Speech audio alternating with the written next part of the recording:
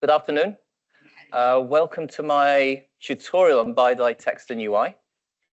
I don't do tutorials.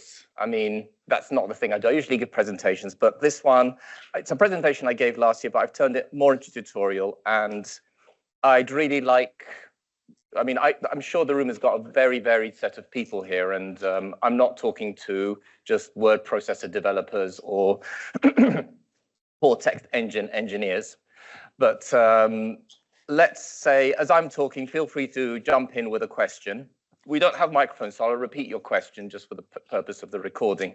And then we'll go through. I've got a group of slides, which is really more of a brain dump of 40 years of my experience with bidi, but also going deep in the areas where I see the biggest issues coming as people start working with bidi, especially as it's developed over time. So we start with my bidi maze, which has a start and a beginning, but no end. That's pretty much the way I've viewed my career, in a sense, is that you're always improving, you're always looking at trying to find ways to deal with the next new technology that comes along and deal with bidi and that. So, of course, the latest one is LLMs, and I want to show you a nice meme. So I asked a popular LLM, who I will not call out here, but they all do this. Hey, there's an XKCD bidi meme, which is the one? And it came up with this one, which is complete fabrication, but it was, pretty sure about it. And I'd love to see the author do this one, where it says the comic subject is the bidirectional text algorithm, which is a set of rules that determines the display order of a text that mixes different writing directions. And then the funny part is the confusion, because it humorously points out how this can lead to confusing and nonsensical results. Complete fabrication, but I'd love the author to generate that. But this was the bidi meme that I was looking for. And this shows an example of your Unicode control characters that can change the direction of things. So I'll give a brief history of bidi. I remember a famous scientist once said, if you don't understand the history of how you got to something, you don't truly understand the subject. And I want to sort of go back and talk about how we ended up with Unicode bidi which is really my first days. I started off in the early 80s on this thing. It's an Apple II, and we found out that you could basically plug in a card and make it handle 80 columns. And with the 80 columns, this is the 80-column card called video term, you got to put in a chip. And the chip, this is from their manual, you could actually program it for different character sets. So I was in a small company, we figured out, hey, we could use this thing and it saves us from typing text. And we can program, it's called an EEPROM, it's a programmable chip, and we can program our own bidi characters on it, Arabic characters on it, and we can start an Arabic word processor company. So that's where we started. In fact, the nearest thing to Arabic that existed at the time on computers was, forgotten the name of the company, but a British mainframe company had Arabic support that they did, and we sort of looked at that and said, hey, we'll copy that. But we needed a font. So we actually asked the calligrapher. This is an example of this calligraphy. He's one of the famous Arabic calligraphers who was a friend of the family, and said, hey, we're making a computer font, making a computer text. Could you come up with a font? And we got this calligrapher to come up with a font within the limits of the technology at that time. And yeah, let's say one of the very early Arabic bitmap fonts designed by a very famous calligrapher. It is ironic. The calligrapher's name? Yes, the name is Mohammed Saeed Sagar. I'm sure if you search for him, you'll find him. But that's where we started. So it was just an extended character set on an 80-column video card for an Apple II. Met a little word processor company that said, hey, we'll support you. And then we got that working. That earlier picture you saw of an IBM golf ball typewriter, because it was electronically controlled, we hacked that. So it could actually, we actually hacked the key presses so that you could actually print, because there weren't Arabic printers at the time. And we ended up with something you could actually generate text with. And that was like great, and that's where we started. So that was from the very early days. And then let me talk about the development of the encoding standards as we moved forward. So the very first one, it became a standard, which is the Arab Standard something something. Probably M stands for meteorology or whatever, because standard organizations did that at that time. And that was a 7-bit encoding for Arabic. Very simple. It just sort of overlaid on 7-bit ASCII, and it just put the Arabic characters in some kind of reasonable order. I can't figure out why they put the wow so far across, but that was what it was. So ASMO 449, we started supporting, we said we'll support that, hey, we're standards compliant. And then the Mac came along with 8-bit encodings that we could use. And with that, the ASMO 449 moved onto the extra section that we had. And there was also, I mean, the same thing with Windows Arabic and so on. There was various other standards like that. And to make bidi simple for us, we then said, okay, there are certain symbols, and you can see these symbols colored in red and in blue. Actually, this is from the Wikipedia photo of that standard. And they duplicate the ASCII symbols, but they're right to left. So that made typing really easy, because you switch your typewriter to Arabic, you're typing the same kinds of symbols, which are brackets, question marks, etc., and it's right to left. You wanted the left to right version of that symbol. Oh, that's fine. Switch your keyboard, you've got the left to right symbol. People sort of kind of just got it, and they got on with their work. Then standards came along and said, no, we can't have the same character twice. Let's, especially, basic symbols, let's just get rid of those and just have these right to left characters. And this is where the Unicode bidi algorithm had to come in, or a bidi algorithm was needed. And that said that, okay, you're mixing now right to left text with left to right digits and symbols that could be either. Let's say there's a standard algorithm that says this is what you do in these different situations. And that's where it's sort of, let's say people say it's become complex, because you have to now get your head around what happened in this algorithm to get you to that result. And so we take the Unicode bidi algorithm. So basically, what you normally consider right to left languages are not right to left. They're really bidirectional because the digits go the other way. I suppose more recently, ADLAM is a true right to left language because its digits go right to left. But yeah, I'm not going to go into that. Text, yeah, is right to left. And the numbers left to right, or the digits are left to right. But symbols can be either. So if I type in, so this is 1, 2, 3, 4, and I put 2 periods in between, that's no longer 12.24. It is 1, 2, ... 24. And that means that that's not a period anymore, which means it will order right to left like text. And that's a simple thing. You can just try it yourself, and you'll see numbers flip and the dot just goes somewhere else. So what Unicode bidi algorithm tries to do is model as much as possible what you're really expecting from this. But there are other situations. So for example, Unicode bidi handles the slash if it's a mathematical slash, but the slash could also be a date slash. And if you deal with it as a mathematical slash, your dates look funny. I actually asked Mark Davis why he did that, or why they decided on that at the time. And his answer to me was, well, there is a mathematical slash and a date slash. There's actually a separate Unicode character for that. They just didn't realize nobody would use it. But, you live and learn. But now the bidi algorithm is set, then you've got to deal with these situations. And here are like a few of the issues that you face where various coping mechanisms have to be added.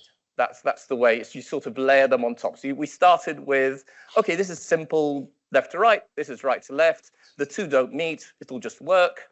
To, okay, oh, these two meet. Now we've got an algorithm. Oh, no, now this algorithm is set in stone because you can't update the algorithm after it's been shipped across 1 billion devices. that easily. You can layer onto it possibly, and this is where we get to this. So obvious issues you'll face: dates, currency formatting, that kind of thing. New usages like adding ats and hashtags. Of course, when bidi algorithm was created, I don't believe Twitter existed. No one's correcting me, that's great. Of course, telephone numbers, always left to right, because you have to see them in a single order, so you know which digits to type out on a phone button. Well, I suppose you also had the dialing at the time, but anyway, that's another thing. And URLs have to order in a certain order so you can actually see what the URL is, and people can't spoof you by adding bidi control characters. So as I said, as things go on, you have to add coping mechanisms. And the big coping mechanism that was added was control characters. So very early on, you had left to right mark, right to left mark. That says, okay, here's something you can put at the beginning of a sentence that will say that this sentence actually starts with a right to left behavior, let's say. And it's not a real character, it's a punctuation. That's what I think they call it, punctuation. Again, someone can jump in and correct me if I'm using the wrong terminology, but that's the idea. And then there were a few other things added, such as being able to embed, because you've got the popular example was given. He said, then something in right to left to me, and you put that in quotes, and you want to embed the thing that's inside the sentence with that piece. So then they added embedding to it. And then there was also, hey, why not just force everything right to left, which is where that XKCD cartoon came in. So you could actually insert right to left over right, then everything just goes right to left, in case you want to do that and you don't want to worry about bidi. And those embeddings are like you open and a close, so you have the pop directional formatting to stop that happening afterwards. So this is what was added to corrects UBA. And you can see that being now actually used practically is in CLDR, where you've got things, this is from the CLDR survey tool that sort of visualizes all this. Here is the markup for how to do standard currency for Arabic. And in this case, it's saying insert a right to left mark before the number. Have it after the currency symbol. And that's what that little circle with arrow bumps on it is. And also use non-breaking spaces so that you don't break the spacing between, that the formatting doesn't break as you end up on the end of the line. So that's what CLDR defines. And this shows up in the APIs that you see. So I think I saw an ICU talk before this one, and that's where they're talking about using number format. So for example, in JavaScript, international number formatter, you'll give it a number, it will return you back that string with those things inserted for you. So in theory, it will do the right thing once you actually use that to put out your pricing sheet. So that's where the bidi control characters came in. But stop press, that's not enough, because you've got things like user interfaces. So here's a little examples I gave from the Games app, which I was recently fixing. And someone can set their username to right to left characters, throw that there in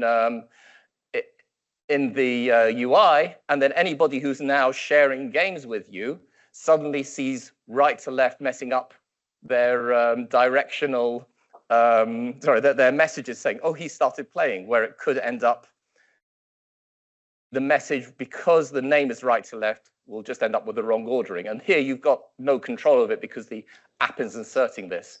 So in these instances, another layer on the standard was added, and that was called isolates. So the idea of isolates is, here is a string, and we're putting into it this thing, and we want this thing not to affect the rest of the string. So everything bidi happens happy, happy, happy, and then something gets inserted into it, but that thing is just an entity in its own right.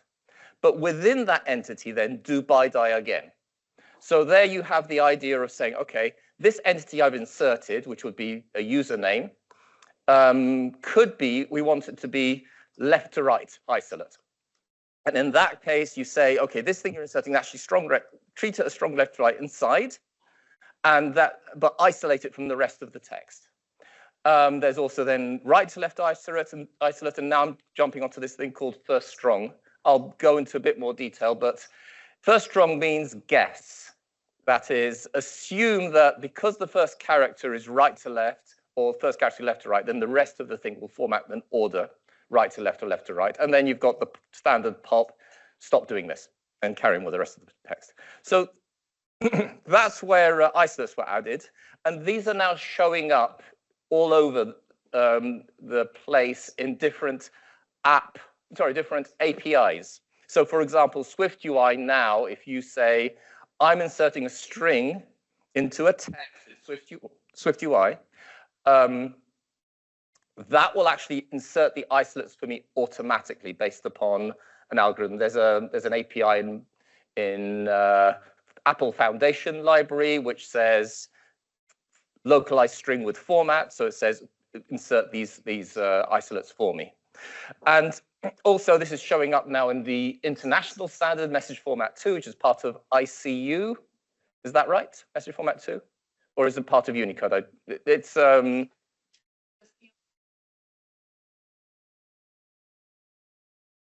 okay, so it's coming to be built into ICU, which is a way of formatting localizable strings.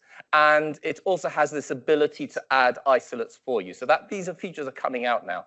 And this is like one of the areas I wanted to delve into, is that we really need, as engineers and as people who are implementing bidi UIs, actually to know about this. Because now you localize a string, your localizers will probably handle the translation, comes in, your app will then start throwing in these variables, and those should get nicely isolated, everything works fine. Where I've seen the problems happening is because people don't understand it. Your localizers have a tool that doesn't support isolates. And they say, oh, look, this has got right to left issues. Let's insert some bidi markup. Then your programmer comes in and says, oh, look, something's formatting wrong. Let's fix that in code and start inserting right to left markup.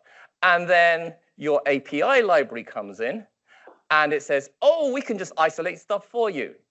And I'm not going to show you it, but I've seen the Frankenstein of bidi strings come out, and it happened before. And yeah, I'm glad I caught it before it shipped. But you're looking at something right to left, and you're thinking you're going, ordering right to left, left to right, and you're thinking you're going mad. You're just looking at this ordering, you're thinking, it shouldn't do that. And then finally, you print out the actual text, and you realize there are like layers and layers of isolates and overrides and so on. And this is why it's really important to understand this. Anyone who's creating a bidi UI, know that there are isolates, know that there are overrides, find out where they're coming in, and make sure that, of course, your toolchain supports it, but also that your engineers know that this can happen so they can actually debug for it as well. But that's coming.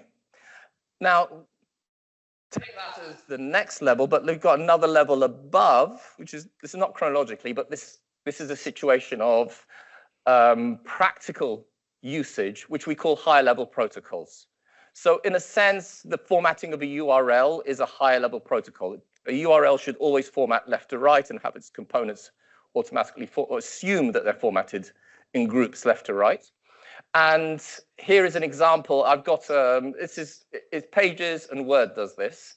If I'm typing now in a right to left language and I'm writing a list, if I did this, so the above example is from a standard text editor that just implements UBA directly.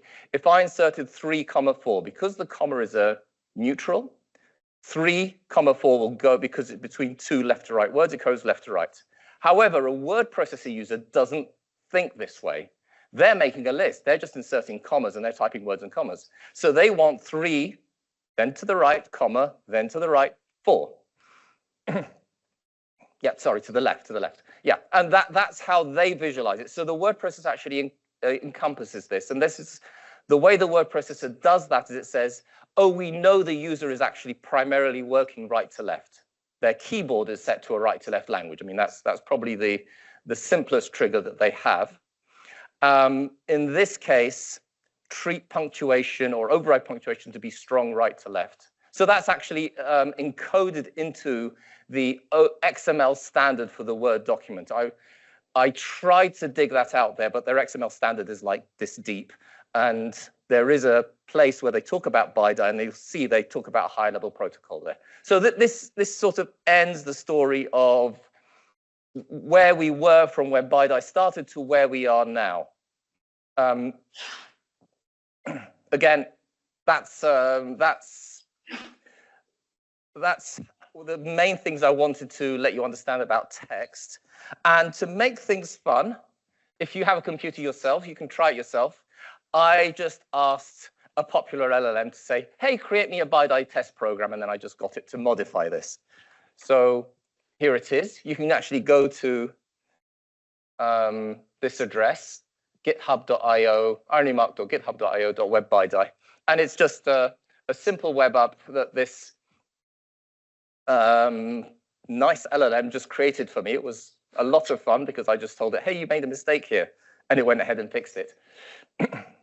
And what you see here, let me just see, actually, that is the wrong version. If I hit reload, there we go.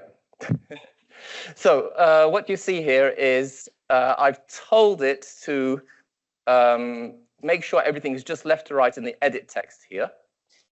And you can see the result in this window here. So I can say, let's make that right to left, and you see what happens with the right to left. Make it left to right. Insert a right to left mark. Now that doesn't do anything, but if we make it natural, it will go right to left. So it's a great way of just playing and seeing what those characters will do and experiment with it. So I'll leave it there, but if you had any questions, wanted me to show you any examples, I can pick out and say, okay, this is what would happen. You show the website. The URL, of course. It is ironymark.github.io/webbidi. I'm sure we'll also share this out afterwards. It's just a very simple page that I created. Okay. And I asked it to give some various examples. So here's an example with a phone number. So what do you do with phone numbers to get them to show in the right direction? Especially this is displaying right to left, and the phone number, you can see it actually puts +972 on the wrong side. So you can add a left to right mark before the phone number, and then the rest of the number will go left to right. So this is an example, just show some examples here. Here's an example of what happens when you want to do embedding. So I've got hello world here, but I want that to go right to left. Imagine this is an inserted variable. So in this case, if I wrap it with FSI and PDI, now it does the hello world in the right order. So that could be, let's say, a username. So great playground to play with this. We can also look at the kinds of CSS controls. So HTML and JavaScript and CSS, it's a really good way of visualizing how bidi works. And this is kind of repeated in every API. So I don't want to sort of go and give you, OK, here's what you do in Swift UI. Here's what you do in Microsoft, I don't even know what they call their API, but whatever. Sorry? XAML. Okay. Okay, great. But the point here is that it's great to see this because it sort of splits this out into areas where you can actually understand the different pieces and see how that applies to whatever you're implementing. So with HTML, think of HTML as the actual content itself. When you want to encode content and you want the actual control characters or the direction that has a meaning, you probably want to put that as either direct characters or as HTML, because that will exist regardless of how the layout and look of the website changes or the application changes. HTML then implements certain things like this is direction is left to right, right to left, and also this concept of auto.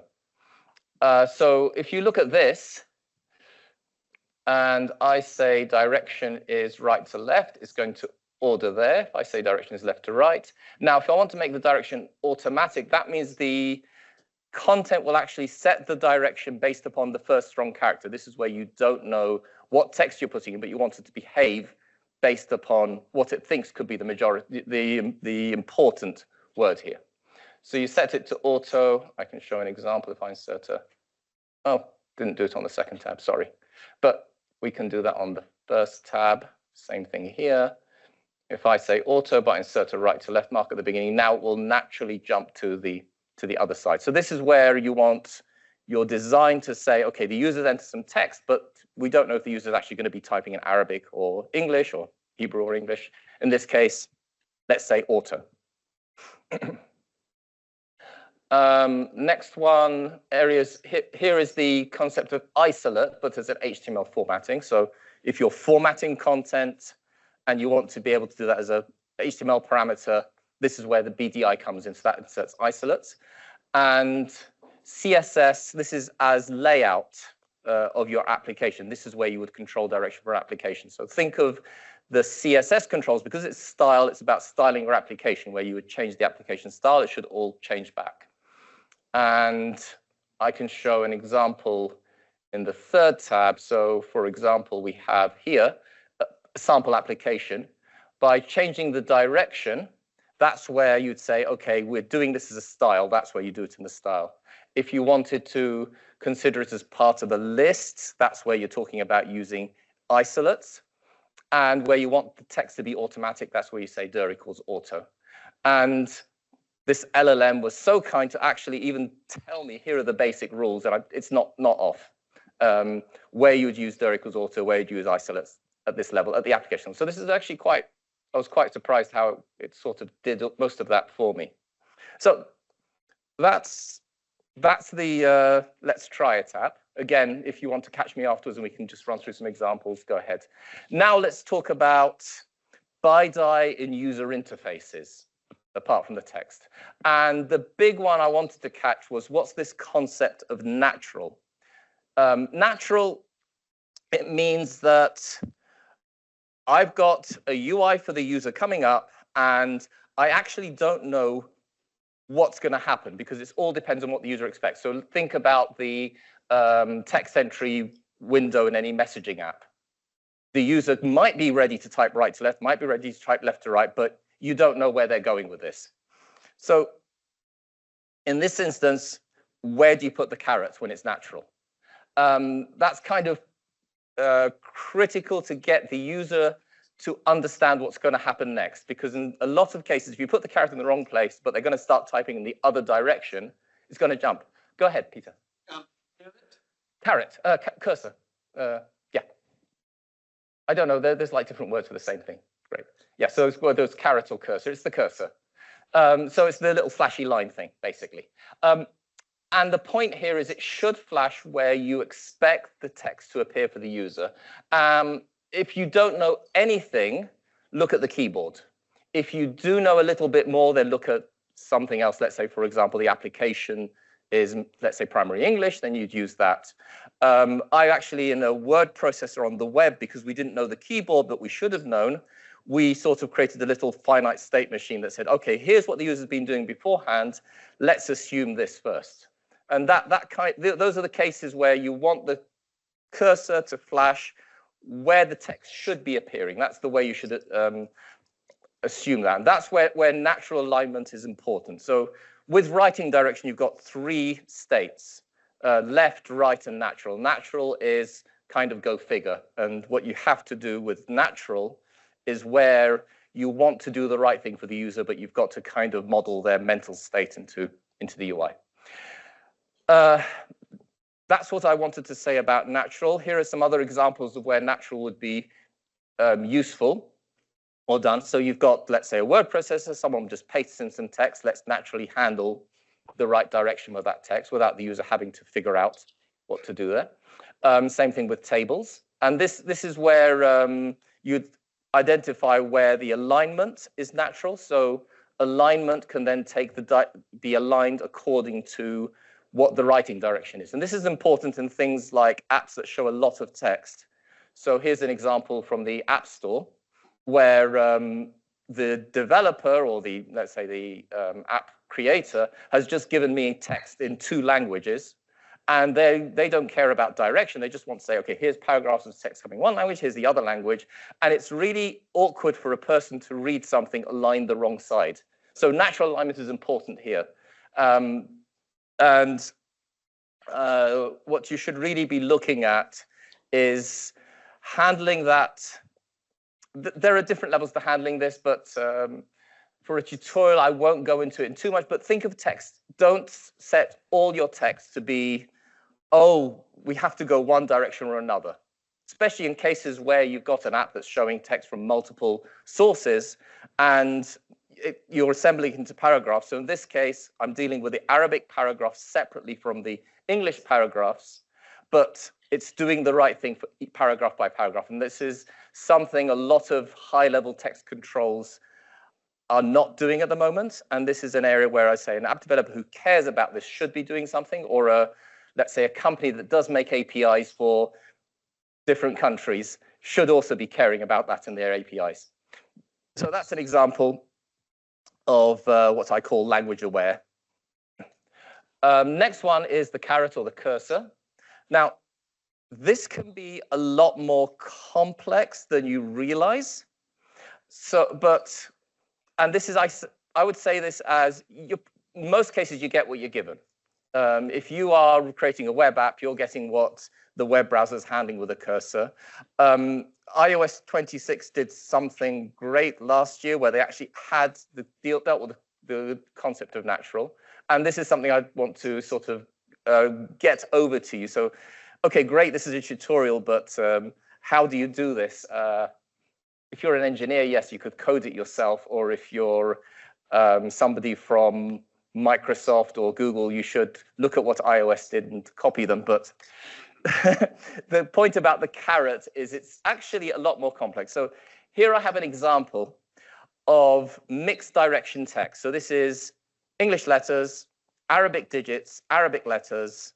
And if you look at the character number, the character index at the bottom, that's the actual index of the which characters. So 0 is the A, 1, 2, 3, obviously B, C, D, and then 4, 5, 6, the next letter coming logically after is the Alif Ba, so that's 4, 5, 6, Alif Ba Jim. And then the digits are left to right, so 7, 8, 1, 2, and then it continues D, E, F. So this is just an example of that text being mixed bunch of characters having different directions. Now, you place the caret in different locations, and it could mean different things.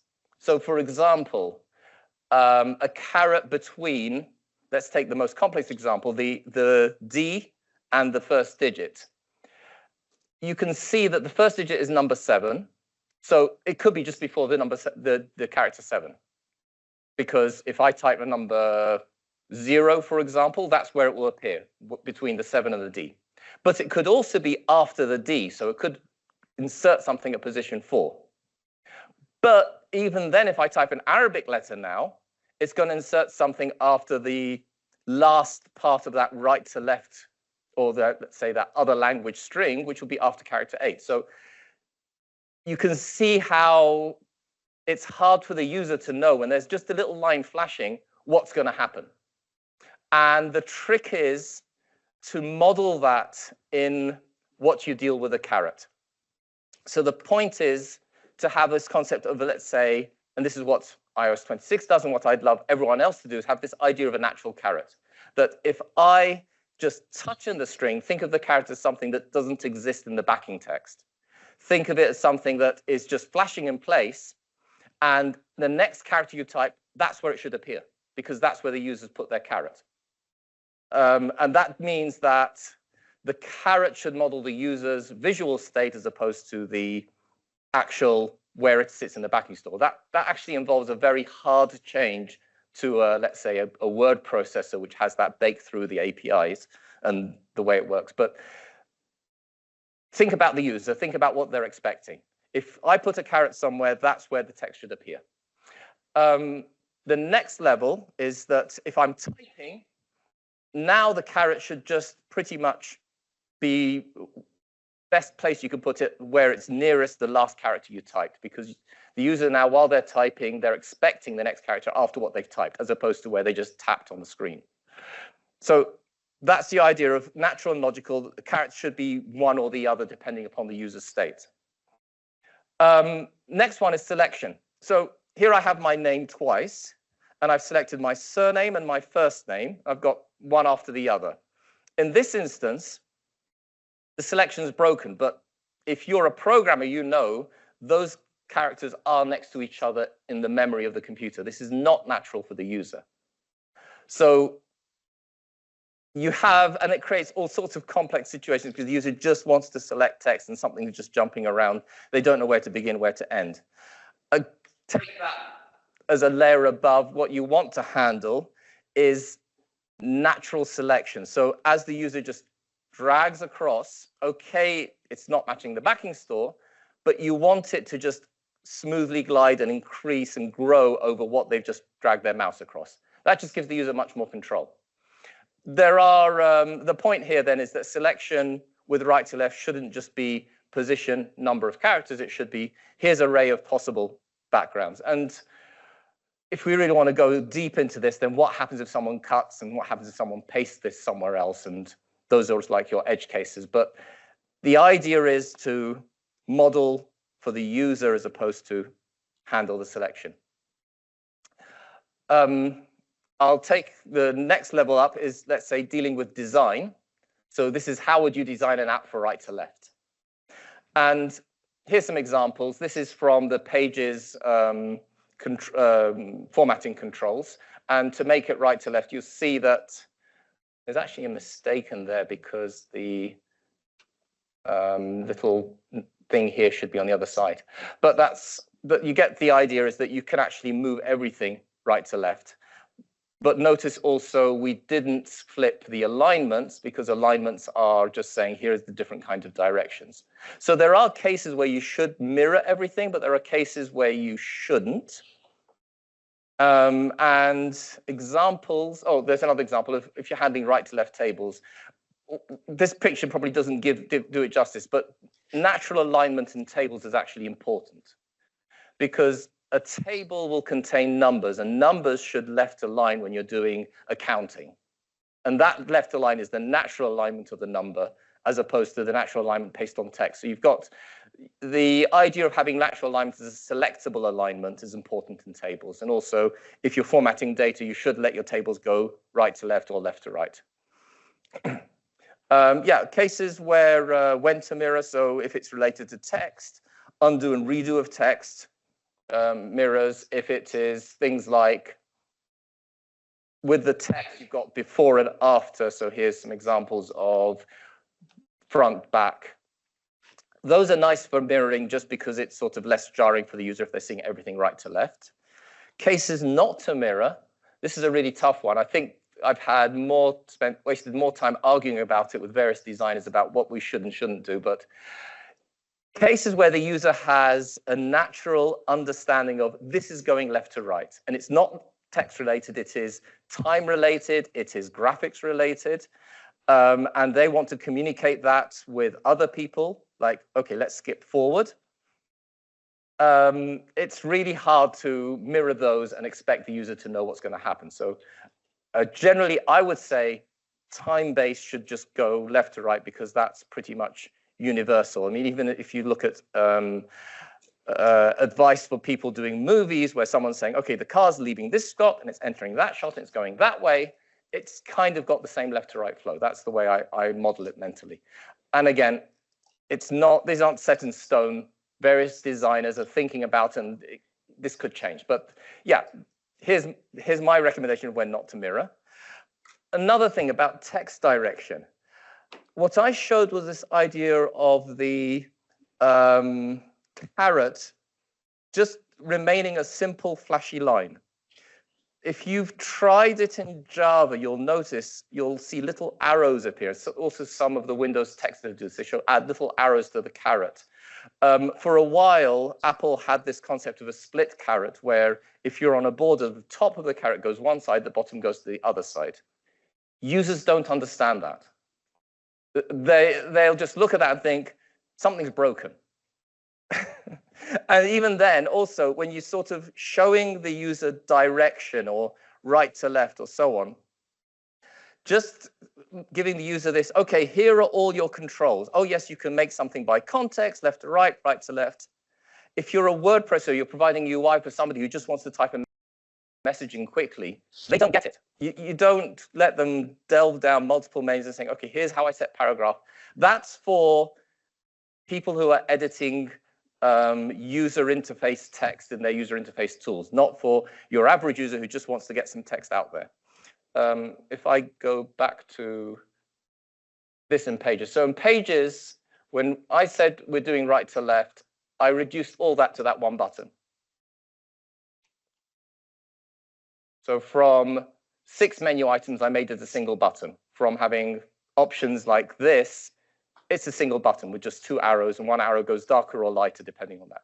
So when you're thinking about how do I make this UI right to left the person, how do I do right for this user, cut, reduce, remove all these settings and think about, okay, the user understands the left to right context here. What do you have to the minimum you have to model just to get right to left control to them? And that's it.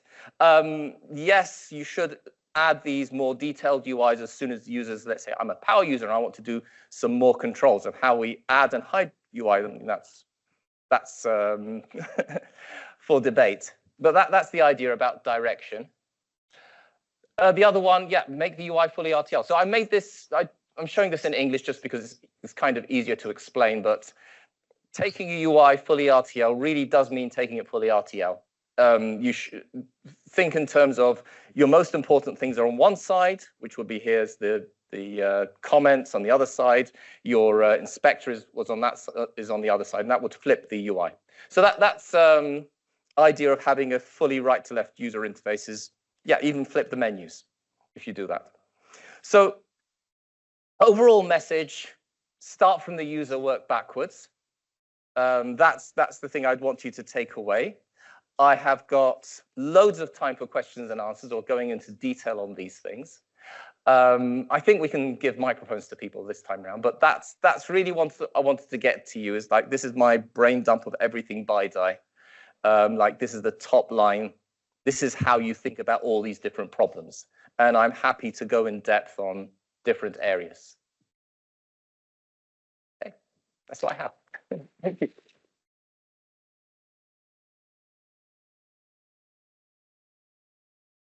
Yes. Okay, let me ask the first question. Go ahead.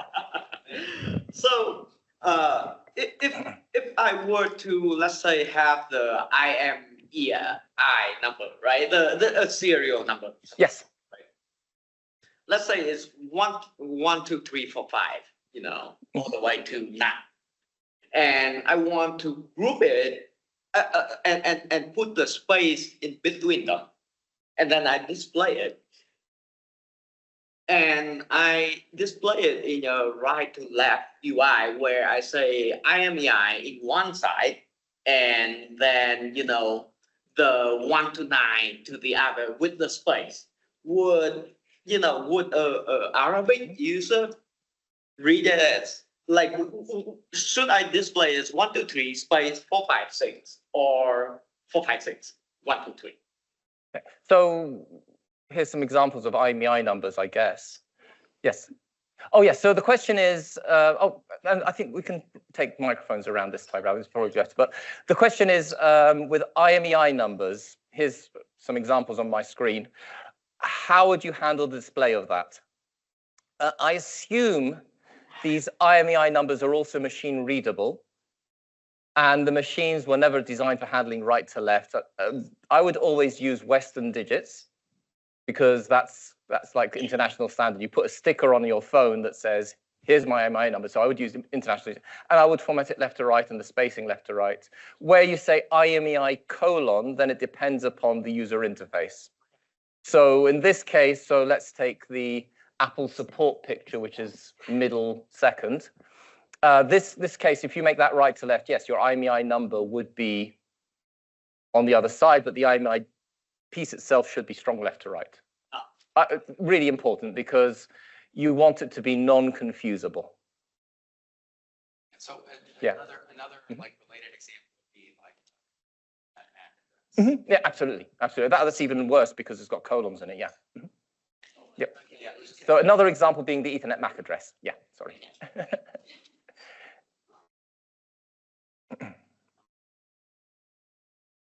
I have a question about the numbers of the Arabic, which is index, right? Yes. Versus the English number, like you just showed, Yep. IMBI. So in the apps of the UI, how do we judge or consider which one should we use? That's actually a really good question. The first one, of course, is user preference. If you are in UAE, for example, or North Africa, they're expecting to use the same Western digits because that's the standard in those countries. If you're somewhere like, I'm going to say Saudi Arabia, but then it depends upon whether you're in an international institution in Saudi Arabia or you are an educational institution. Let's say you're in schools in Saudi Arabia. Then you would say, I'm using the Eastern digits. Even for, let's say, average daily home use, you're using Eastern digits. Especially in countries like Pakistan, Iran, they definitely will want to use the Eastern digits or their version of the Eastern digits. And that's where it gets a bit more complex because Eastern countries, Arabic digits have different numbers for the 4, 5, 6. I think maybe the 3 as well is different, 3, 4, 5, and 6. But they're different shapes, even though it's more or less the same. So that's actually its own different Unicode area. Each set of digits has a full set in the Unicode area. But yes, those are the cases where if you're formatting digits for a user who is just a home user, and you should use their natural ones. If there's a technical reason, for example, the phone book always uses Western digits, or let's say the country says phone numbers should always use Western digits because the phones have Western digits, then that's where you would deal with that. But yeah, that's a really good question. It's not always obvious which digits to use, but for the average user, let's start with what they're expecting in their locale. Other things you want to do as well, of course, is even if the digits are set to Eastern Arabic numerals, what happens when you actually want to unlock your phone? And I've had obvious bugs happening where I've got, oh, please enter in your 6-digit unlock code. Just a minute, open my machine up. Yeah, and happened to be that the keyboard is saying I'm using Eastern digits, and it won't accept it. So really think about what you're going to do to. I mean, I think Unicode has normalization, which should handle that. Well, they have. Yes. Yeah. So all of the digit characters have an associated numeric value property, and so in some cases you can There could be a standard algorithm for normalizing back to digits. You can, yes, you can work that out. Yes. But the other thing is that like this is a good opportunity to look at what like your software allows, because most good APIs say, given a numeric value, just a number, please format it for how the user would like to see it, right? And that's the case where you're not dealing with the string, you're not changing the characters, you're simply displaying that value to the user. And then that would presumably take into account the preferences that Adil mentions. I remember a case, I'm not sure whether this still happens in the latest version of Windows, but in earlier versions of Windows, when you could actually select the number shape, but have that apply globally. Like even if the user happened to type Western numerals, they'll appear with Eastern digits. Don't do that. I know it's a lot more work for the engineers to start fixing. It's like playing whack-a-mole with bugs, but it's so much better for the user when you get it right, rather than trying to superimpose one thing across the whole UI. Okay. Peter.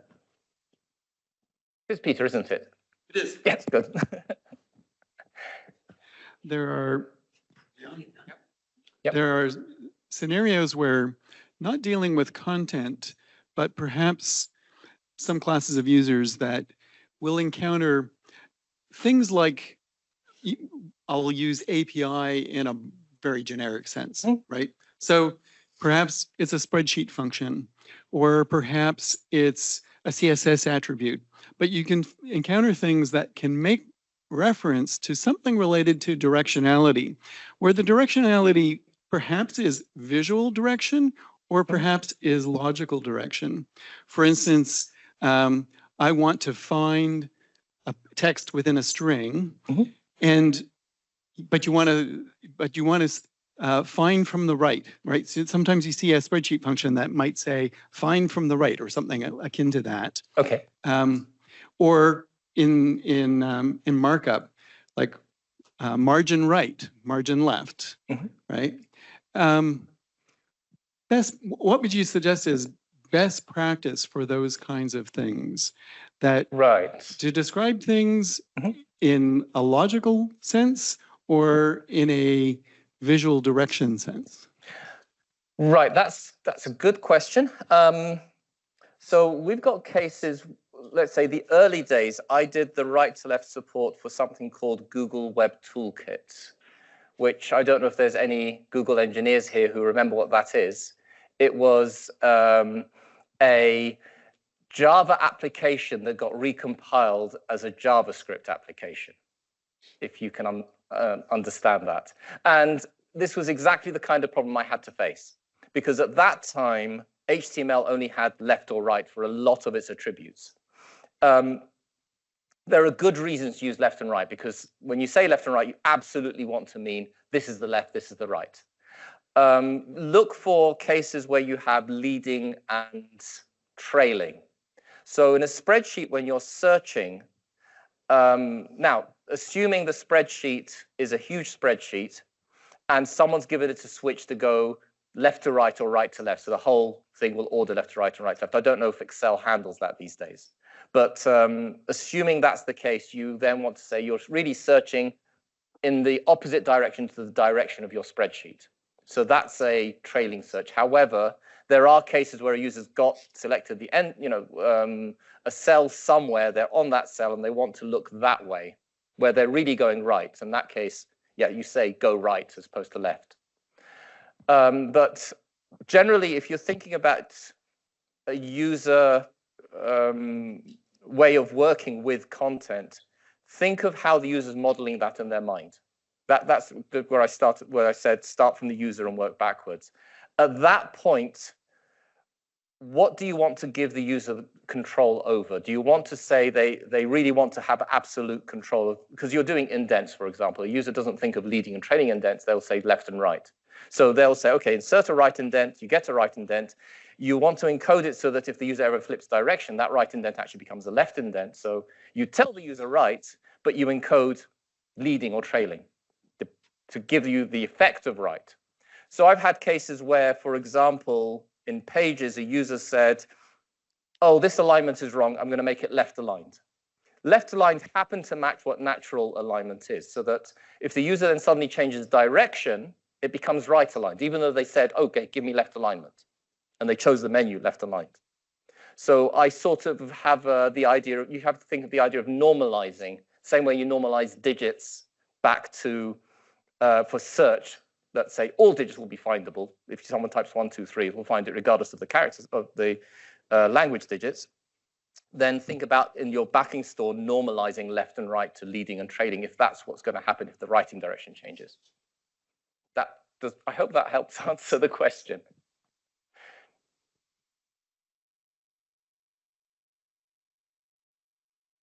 So hello, I have a question about when not to measure. It's like as a student, we were asked to localize a map into Arabic. It's a map that showed it's like a certain school of fish. Where are they located? It's a red dot there together with a short paragraph of description. But when we flip that, it's like the red spot totally was misplaced. And how could you detect that? Because it's really hard. Unless you put the original it's like infograph together with a localized version to find that it's like a mistake and correct it. So I'm going to bring up App Store here. I think we've got some examples here. Did we do that anymore? There are cases, no, it's probably the Mac one doesn't do that, but the iOS App Store had a very similar problem in that they put text over the image and they want to sort of blur out the image a little bit behind that text. And when you go right to left, you're blurring on the wrong side. So the text is sort of appearing over this image. And you had to actually change the content management system because these images come sort of from a process many ways divorced from where you're actually seeing it. And at the time, designers will just say, okay, here's your layout. They go to an artist and they say, okay, here are your safe areas, here are your not safe areas. And it's the same thing about changing the dot and becomes right to left. The text is now going over a piece of thing that has not been dealt with for right to left. So this is where you've got to go back through the chain and say, at what point do you tell people, give me two different designs? And then at what point do you suggest, oh, this is where I know it's going to be right to left. I've got to pick that artwork. And at a simple level of a map, and you've got a map API working great. But now you've got this map API being delivered to 1 billion people, and you want to make sure that whatever happens, the right one's going to get selected. And that's where you've got to really think of it as a chain. And at some point, your artist has got to be given, okay, here's what you've got to design against. Here are the safe areas. Then your content management system has got to be able to store them in a way that you can select one or the other. And then right at the other end, it's going to choose the right one or the other, or insert the right blend in the right place. Okay? Yeah. But yeah, you've got to really go backwards and know the whole production chain that gets you to that point. Don't try and just fix it, sort of fudge it at the user interface level just because the whole backend doesn't do it right. Sometimes it's better that you give other people more work to do because it's going to save everybody a lot of time, in the long run. Yeah. In some kinds of text processing, like for instance, if you're doing search indexing, right?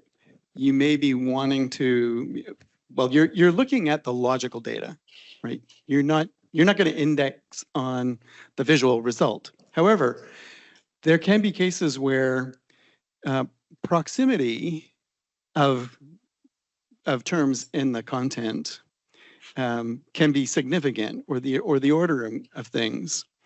And I'd been thinking, okay, well, the text is just encoded logically from start to end, not from left to right, but start to end.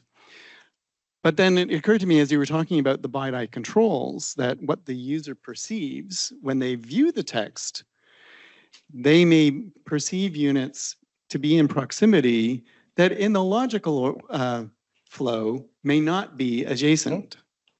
So I'm curious, do you have a sense of how prevalent is the use of bidi layout controls such that if I'm writing, for instance, if I'm writing an indexer and I want to capture proximity or ordering information, that I really should be making the effort to try to, if the text includes bidi controls, to understand what was the visual result that a user perceived, or is it just not that common enough that I can just ignore it?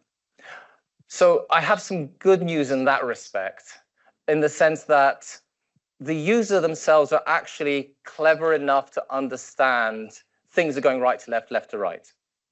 In a sense that, oh, I've seen this thing being formatted. Okay, these things are going in these different orders, but they understand where they're going through something, they want to go through something logically. So let's say, very simple case, you've got a search that searches for spaces. And you're searching next space, next space, next space, because you're going through the text and you want to just get through a certain number of taps to get to the right space. In that instance, when it highlights the spaces, next space is actually, it's going to jump to the right to left, go right to left. It will go logically through the text because a search in that instance, in the user's mind, whatever they see on the screen, is going right to left. So a user, if you think about users using a pen when they're writing some English and they're doing some Arabic, they're going to just jump the pen over and then go that way. Same thing when they're writing digits inside Arabic text. And it's the same concept. The user will understand next, next, next, next, will actually jump. Whereas where a user is, let's say, I'm going to click here and I'm going to drag across there, that's a very clear, I'm doing something visually. Don't fuss around with the logical order because I just want to just get this thing selected. Usually what will happen is when the user creates a complex selection like that, they'll self-correct. No one really, I can't imagine anyone really wanting to select from the middle of a right to left word, the middle of a left to right word, and delete sort of the beginning of one word, the end of the other. But they don't want that transition to be jarring. They will self-correct and say, okay, I just want it on the border, but they can do that really easily. So that's the case. When you're dealing with data, it is logical order. And I have cases in Pages where we had to support Emacs shortcuts because there are people who actually still use, know how to use Emacs shortcuts to navigate through text. And we did that purely logical. So if that shortcut ended up making a selection, it would create a logical selection because that's what the user's expecting. Yeah.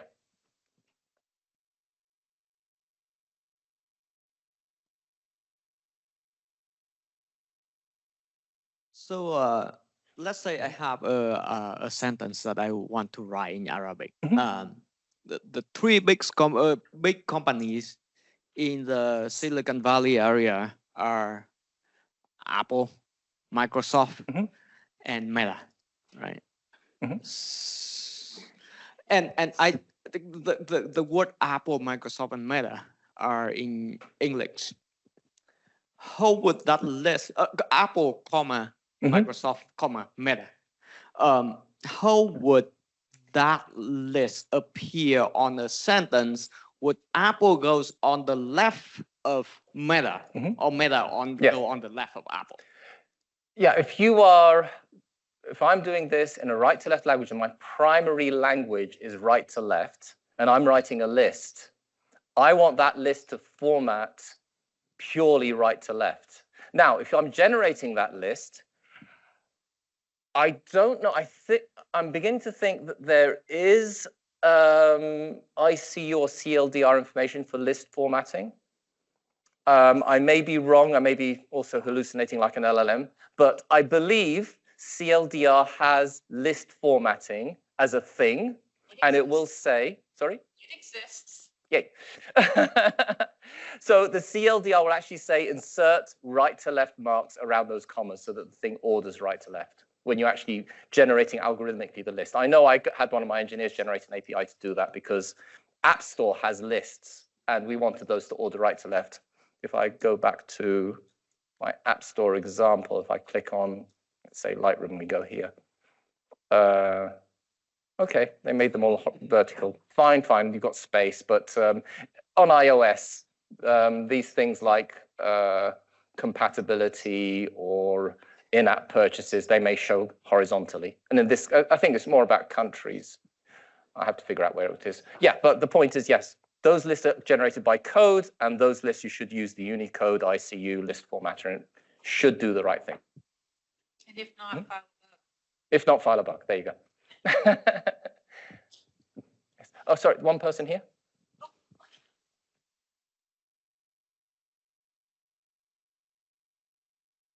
I have a question about the control characters. So it seems like when users are typing some words, they don't manually insert these control characters. In ordinarily, user-produced content, you wouldn't see them. But if users are downloading text from the web or copy-pasting from somewhere else, you could inadvertently have these control characters. Right. And they're sort of invisible to the user. So what happens if a user's the character at a certain place and they hit backspace over a control character? Does it the cursor doesn't move and it seems to delete nothing? Yeah, that's one of those things. In Pages, we have what's called a character filter that stops people inserting hidden characters by accident. That's the kind of thing, Page and so on. And when I got to play with that, I said, okay, let's just filter bidi control characters. It generally treating them as something that gets filtered. One thing you could, if you want to be clever, you know what the source was, you should be able to derive what the direction at source was, and then when you insert it in new context, fix the text so that it matches, but using formatting so that the user has control over it again. If you have, you've lost all that, in a lot of cases, it's probably better to remove the characters. Okay, it's not in the same order, but the user can fix that as long as the word processor controls are good. Yeah, but I sort of will tend towards, if you're for the general user, filter. And this really pissed off our translators who wanted those control characters going there because they happen to use numbers for handling translations and communicating them, not specialized software.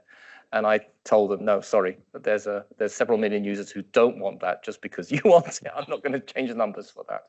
Yeah, but that's the idea.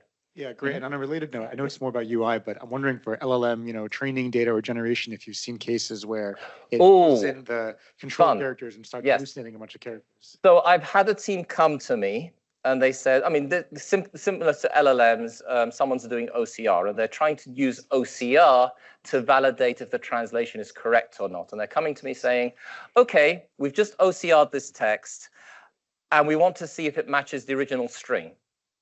And I just pointed out to them that if you actually look at this mathematically, it's impossible to derive from a picture what the original string had in it. Because it could have been, this is the right to left of the container, this is the right to left of, you use natural or you inserted these control characters. You can't reverse engineer that. That's order of n to the exponential, whatever problem that it's like, yeah, don't go there. So we told them, look, just come up with your best first guess, and if you're wrong, you're wrong. But same thing with LLMs. Yeah, I believe you should be able to train a model to be intelligent enough to figure out this is the user, and this is the intention for this text that got given to you. And in most cases, it should do the right thing because LLMs deal with fuzzy situations all the time. And that's the kind of thing I would say, yeah, give that to an LLM and they'll figure it out and they'll give you probably a pretty good guess. Most cases, yeah. This is my question about your slide earlier about 3 and 4. The direction in your slide, PowerPoint. Yeah, I'll just play the slideshow again. And you're talking about which one? You have example 3, 4. The list formatting. Yes, I know the one. Here it is. Yeah. Here. So the top one was wrong, right? The top one is what the UBA will give you. Unicode bidi algorithm gives you by standard. Wrong, there's different levels of wrong. The top one is wrong for a word processor user who is trying to write out a list, because that's what this simple text editor would give them. Unless they then say, okay, now change this, embed this, create an embedding. And this word processor happens to have that feature of saying, here's a selection, make that right to left, and it would do that. So it does give you those controls. It's just that your average user will find that just a bit too esoteric to figure out. Whereas a user has already got a right to left keyboard. That right to left keyboard is giving them commas from the right to left keyboard, which is rated to that right to left language. Just treat those right to left characters as strong right to left. And the user shouldn't complain. And that's what Word does. That's the thing. Same thing I modeled in Pages because it just makes sense. But you're talking about what is the context of the person typing that. If you're a person who is a word processor, you're a teacher writing a document, or you are somebody in an office just having to put together this text, and you're doing it right to left. Of course, it doesn't matter what the origin of the text is. It's got to order in that way. And that's the bidi algorithm can't really deal with those situations on its own, because it has to be the same for everything, whether you are somebody who's doing an academic paper or you're somebody who is doing something very specific with translations. Yeah. Thank you. I mean, to make this even more complicated, if you think of a more complicated case, okay, I am Xcode, I am writing Swift text, and someone's just inserted some bidirectional text in there because Xcode and Swift supports bidirectional characters as normal. I think you can name Swift variables using right to left characters, can't you? I believe so. Yeah. You can use emoji for sure. So why not right to left? In this case, yeah, what are you going to do? This is where higher level protocols become really important.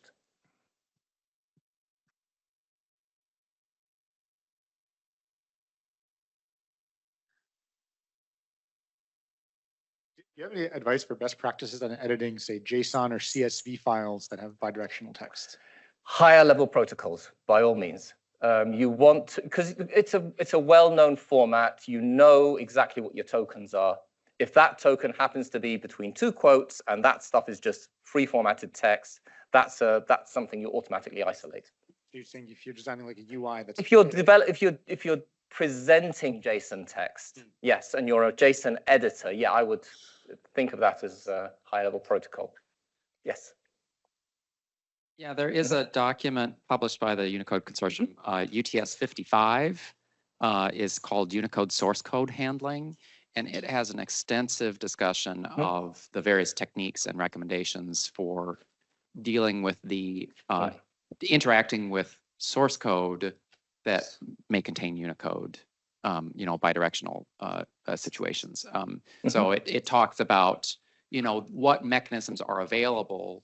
For instance, if you're writing an editor of some sort, that, there's some sort of regularity in terms of the syntax, and you need to make sure that, someone isn't trying to trick the the person who is interacting with that source code into thinking that it means something else. And so it may address some of your questions because that structured data does commonly occur in source code. Peter, you had a point to give?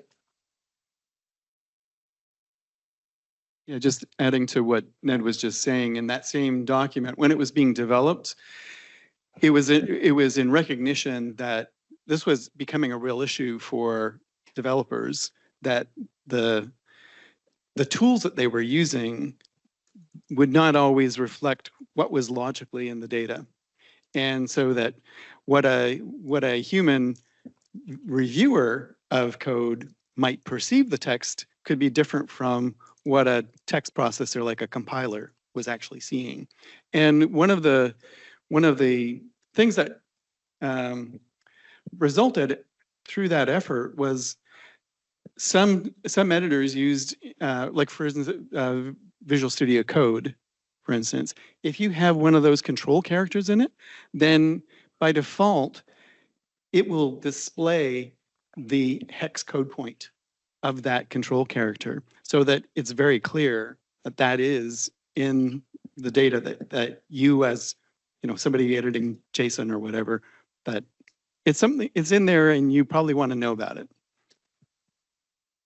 So that's why I put that into my little editor here. So I actually said to the LLM, hey, I want the RLMs to be visible and I want my Arabic characters to separate, draw left to right. Just so that this is the instance where here I'm coding right to left and here I'm seeing the result. That's the idea. You'd be surprised how few editors for people setting up, handling technical right to left translations and things do that. It's really annoying, yes. You're trying to explain to a translator, okay, here's where you'd set the right to left mark, here's how you see the result, and they're sort of trying to figure out where to put the caret and things like that, the cursor, yeah. It's very frustrating, but yeah, this is a really simple case. I'd probably be starting to use this myself now if I'm going to edit someone else's translations.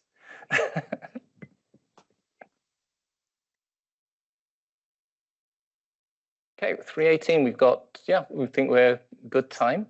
Thank you very much.